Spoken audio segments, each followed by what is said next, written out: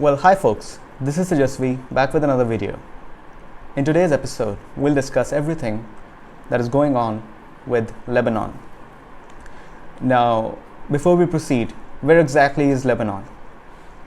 Lebanon, officially known as the Republic of Lebanon, is a country in Western Asia.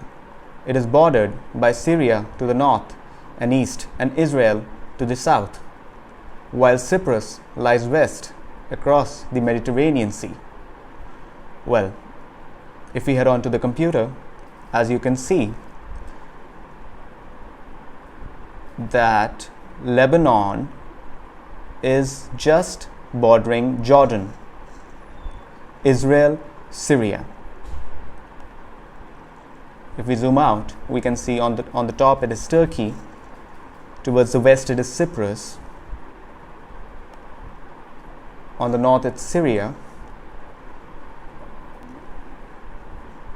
and in between it's Lebanon.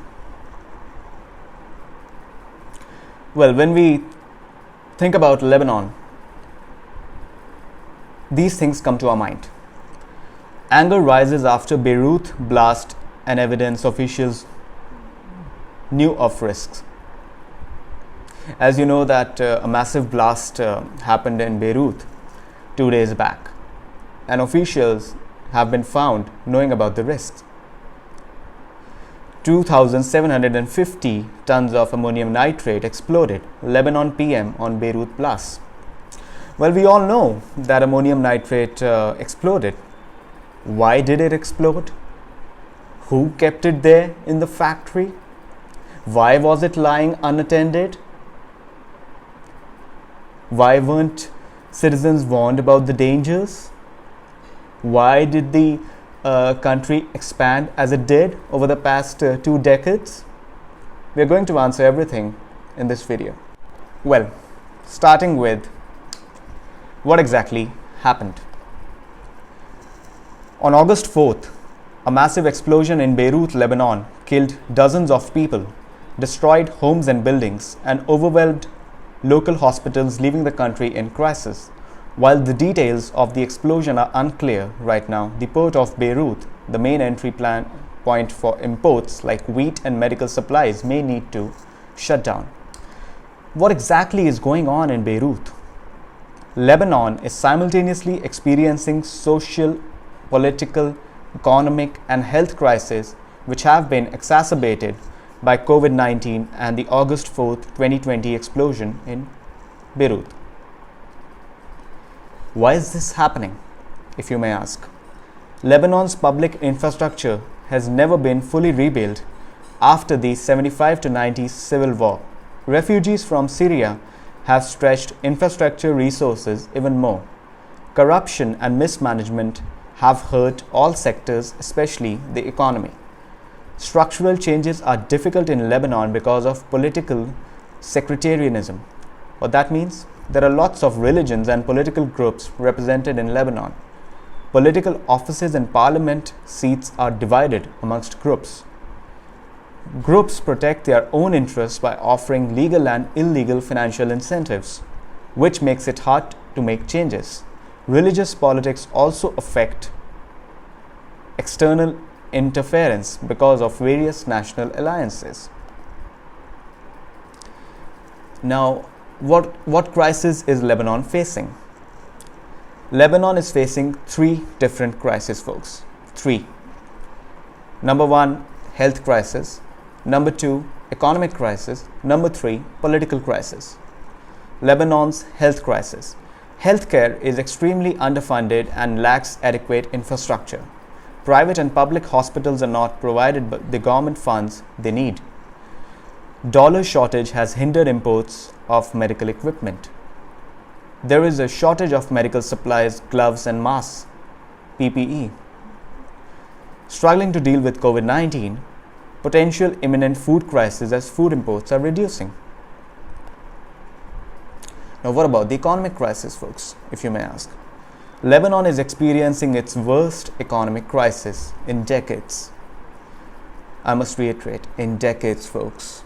Yes, that's how grim the scenario is. Tons of thousands of people are experiencing poverty, To be exact, more than 1/3 of the people live in poverty or below poverty line for that case. Thousands are unemployed, at least 25% of the total population, folks. 25%. The economy was struggling before COVID-19, but the pandemic has exacerbated problems. Lebanon has the third highest public debt to GDP ration in the world at 150%. Lebanese currency is collapsing, which has led to massive inflation. The value of currency has fallen by 80%. The prices of goods have almost tripled. The country has defaulted on bond payment, folks. Now let's discuss the political crisis. Corruption. The root cause of all problems, folks, corruption. Corruption exists in political parties, parliament, police, and other levels. Corruption has hurt the economy, contributed to poverty, and fueled the financial crisis. Political instability, folks. Often changing leadership has limited the government's ability to enact changes. Infrastructure problems.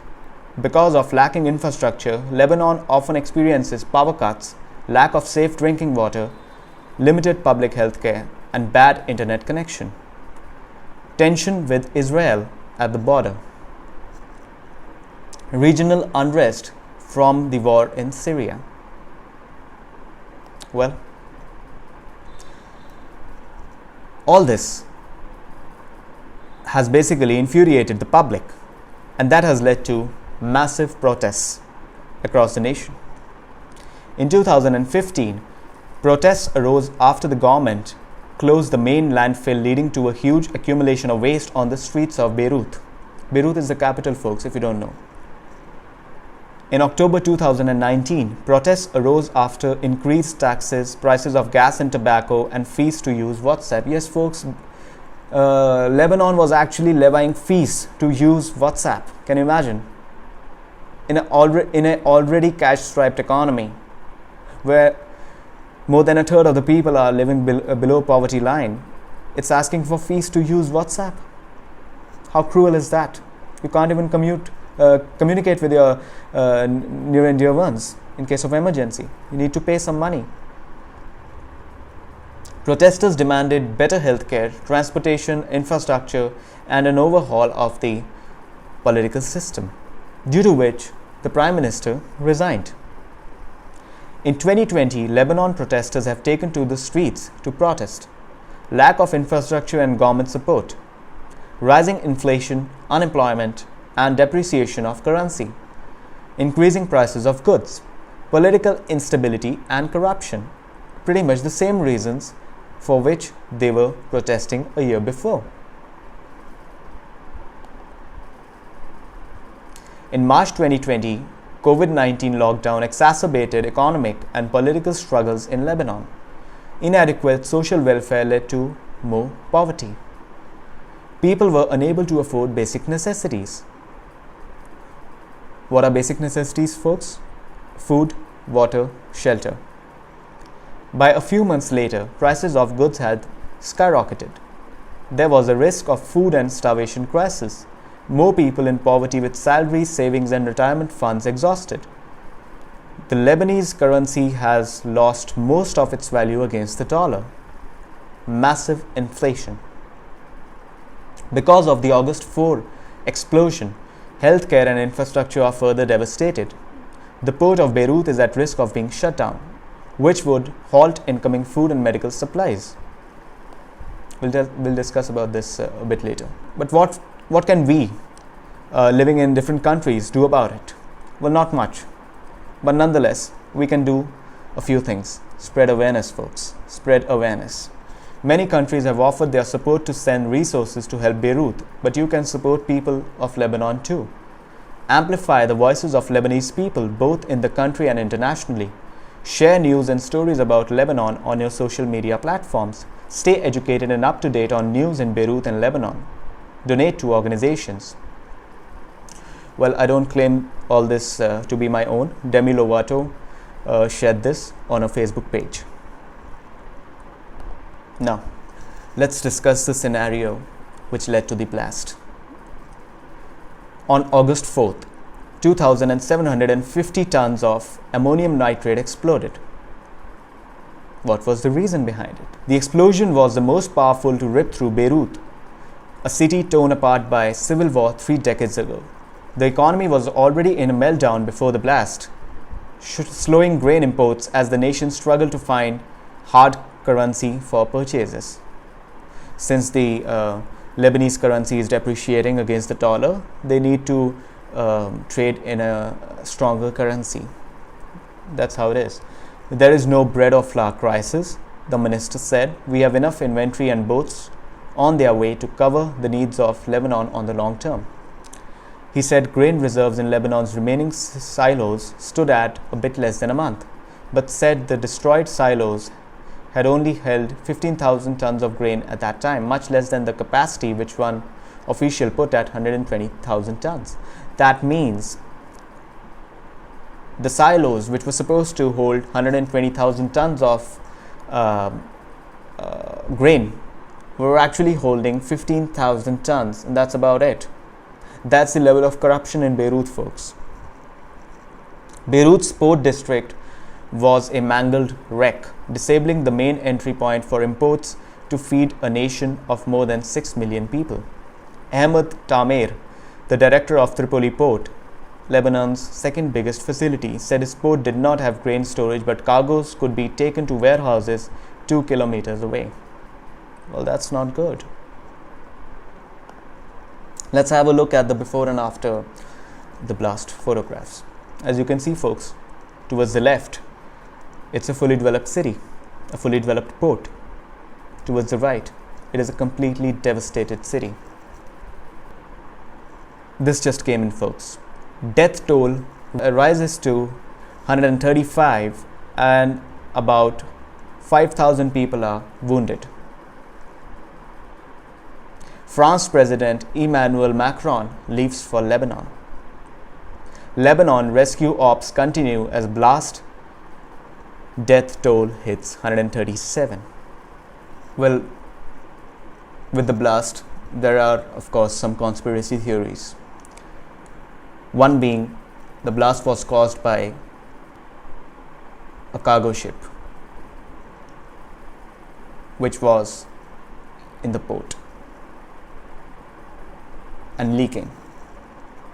Blame for Beirut explosion begins with a leaky, troubled ship. Well, according to the New York Times, the bleak tale of chronic negligence started 6 years ago when an indebted vessel and its volatile cargo pulled into port. It ended on Tuesday in a giant explosion. What was this ship doing on the port for the past 6 years? My question, folks. Why? The Rosus, the name of the ship, moved into the port of Varna, Bulgaria in 2010. The ship made an unscheduled stop in Beirut in 2013, carrying tons of ammonium nitrate. It never left. Why?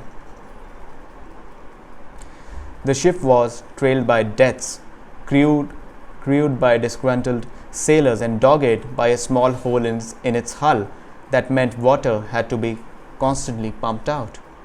And it carried a volatile cargo, more than 2,000 tons of ammonium nitrate, combustible material used to make fertilizers and bombs that was destined for Mozambique.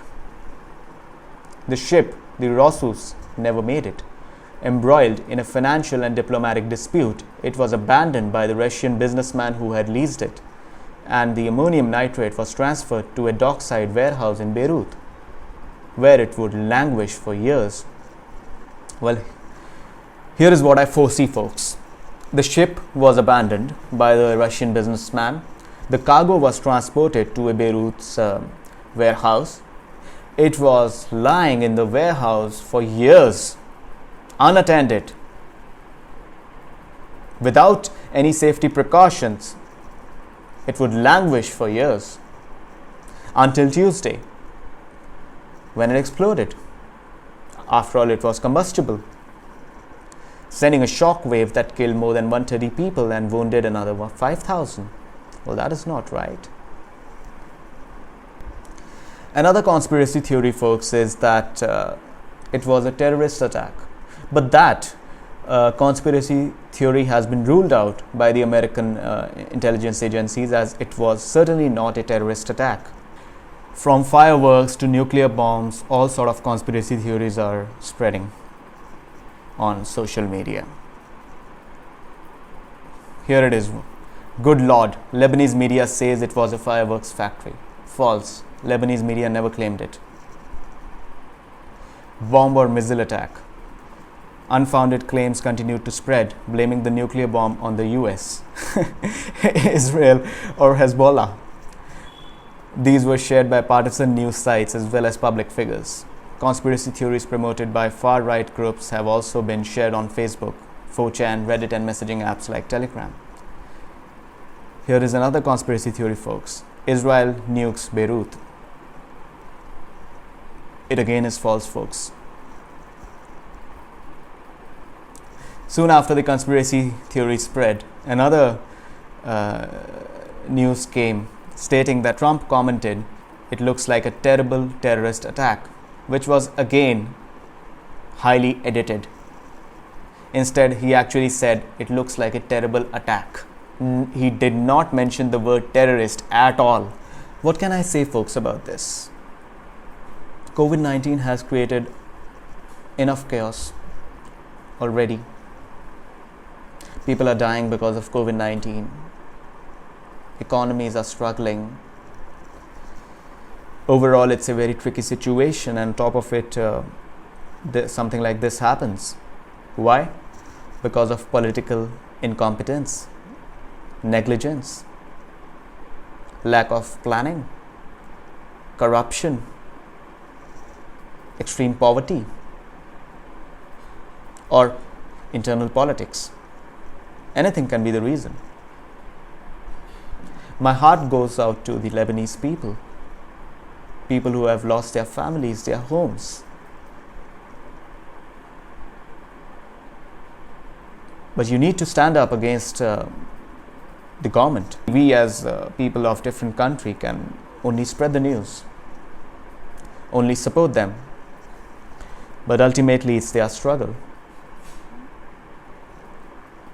Corruption is a menace, folks. Corruption is the worst kind of issue that can plague a nation. And corruption to this level, folks, that ammonium nitrate, a highly volatile material, was stored in a warehouse for 6 freaking years.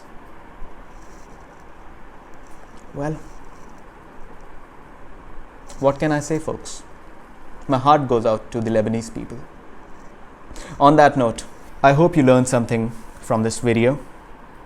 If you like this video, please consider giving this video a thumbs up. Comment if you'd like me make videos on a particular topic. Share this video with your friends and family. This is your host, Tejasvi Kapoor, signing off.